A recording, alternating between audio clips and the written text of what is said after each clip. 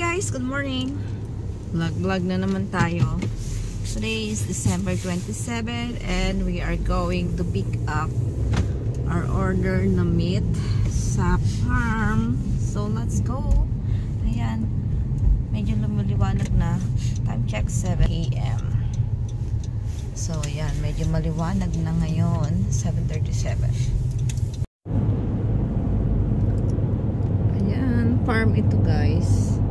So yan ang mga farms. Hindi masyadong makapal ang snow kasi hindi naman ito makikita mo guys. Wow. May ilaw din pala. Kalesa. So may ilaw din pala ni Louie, hindi ko napansin. Kabilaan han. So may dito may mga kalesa. Yeah, so may natatawa si Louie, may kalesa.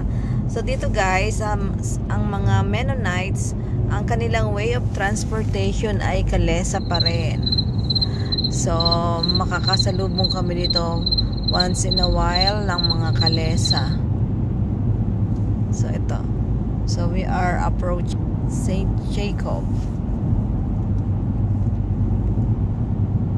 Mayayaman ang mga farmer dito kasi malalaki yung mga properties nila, agriculture. So sa Canada, pag may mga farmer, may mga may mga farm sila, so mga mayayaman. Eto tayo. A few moments later. So guys, andito na kami. Pick up namin ng pork. Pasok na kami sa loob. First, ano na naman kami? First honor.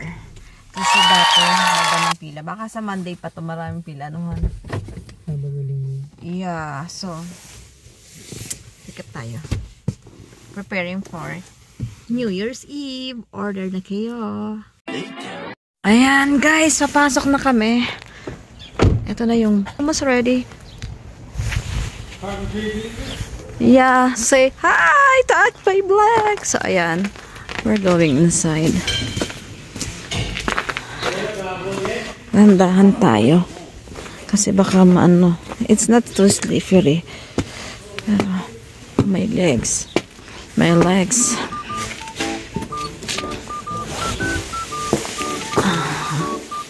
So, ayan. You take that three cups. Meaning here? Yeah. 3 cups. So usually we buy isang buong baboy. Tapos yan. Is there's a chicken? Okay, that's good. We are done. So eto na ang resibo ng binayaran ko. So I paid 320.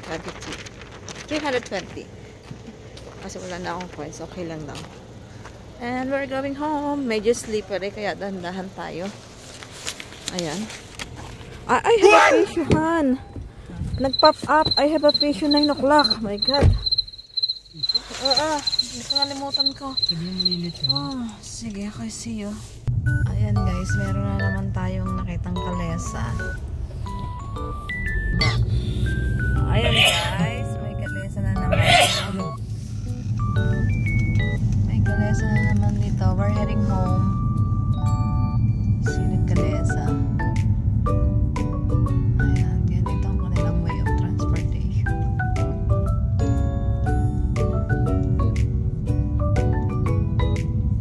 Diba? Parang kami nagbabalik sa sinaunang panahon.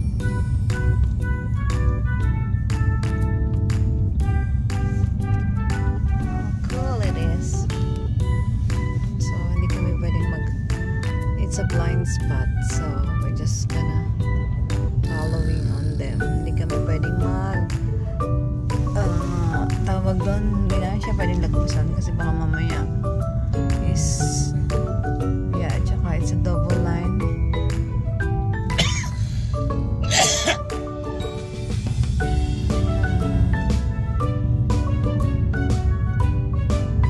Tsaka blind spot siya.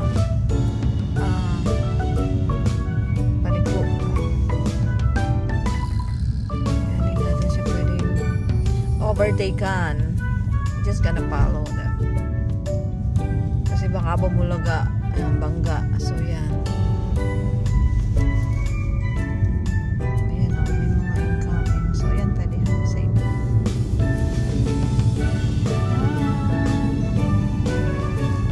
So we're going to Cairo. I almost forgot my Cairo. Oh, that's a Cairo. Physiotherapy. So we're going to physiotherapy. Medyo late, tumawag na lang ako kasi nalimutan ko. Mabuti meron akong alarm sa cellphone. See you there. So guys, ayan, sabi ko 15 minutes late ng physio. Pero naging 25 minutes late. Ito na tayo sa physio. Late kasi nag-open ang farm. So ayan guys. See you. Ayan guys. Done na ang aking 30 minutes physio. Oh, love, love, love. Ayan. Wow. Naihatid na niya si JL sa store.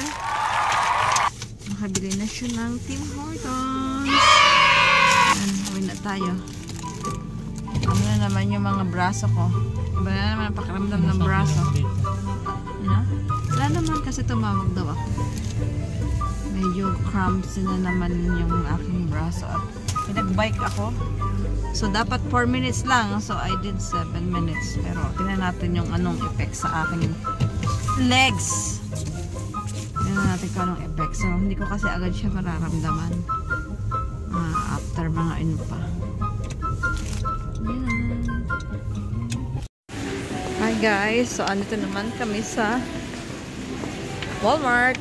Bibiliin namin to. Kasi, nagpa-product innovation tayo. Ay, sale han, no?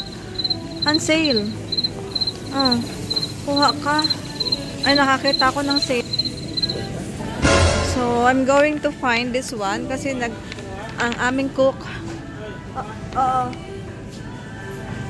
ang aming cook is gumagawa ng baked sushi. So, magla-lunch kami ng baked sushi and fresh lumpia. So, we're going to buy this. Hanapin ko. Yan. So, nandito ako sa international. Hanapin ko siya. So guys, andito naman kami sa No Frills. I'm looking, meron ako ditong listahan. Kasi wala sa Walmart. So I'm looking for eto, peanut na durog, not a peanut butter. We're looking for a peanut. Nga ba, dito yung peanut section. Yan, I'm looking for a peanut. So nakakuha na kami ng rice vinegar, singkamas, turnips. We can find at turnips. So I'm looking for peanut.